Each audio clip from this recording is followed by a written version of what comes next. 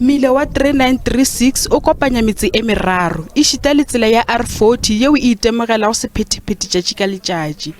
Tsela yeo e senyegile gomme ga e sepelege, gomme dipula tša matlorotloro di gakaditše seemo ka ge di epile mmila woo. Diphaepe tša meetse le tšona di ile tša šala kgakala. Mafelong a mangwe tsela e palediša baotledi go tšwela pele ka leeto ka ge e tletše ka leraga. Regarding the road, I think SABC, when you're moving around, you were busy capturing this story. You saw how critical this road, the way it is. Ever since the rain, there was a rain that has fallen, the road then became bad, and then our families are struggling actually to go to work. Some of the ambulance, they are struggling. If we're having funerals, then we have to take the coffin by our own hands. Thuto dikolong tše mmalwa metsaneng e meraro e emišitšwe, gomme barutwana ba šetše ba dutše magaeng tekanong ya dibeke tše tharo. The burning issue is we didn't close the school.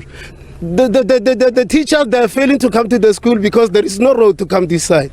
That's the cause of all those things. Today, we see the community starting protesting against all those things, what's happening, because we need the attention from the MEC. He's even failed to assist us. He told us he will never do things with pressure. That's the cause of all those things today. O sa le bjale mmušo wa province o bolela gore mathata a ditšhelete ke lepheko le legolo mananeong a go lokiša mananeo kgoparara a go swana le mebila. The department is aware of the challenges regarding the road infrastructure in the province. We have been experiencing a lot of rainfall in the previous months. However, I must indicate that in that area we will be sending our team to go and do the blading and regraveling of that road. On Thursday we will be sending another grader.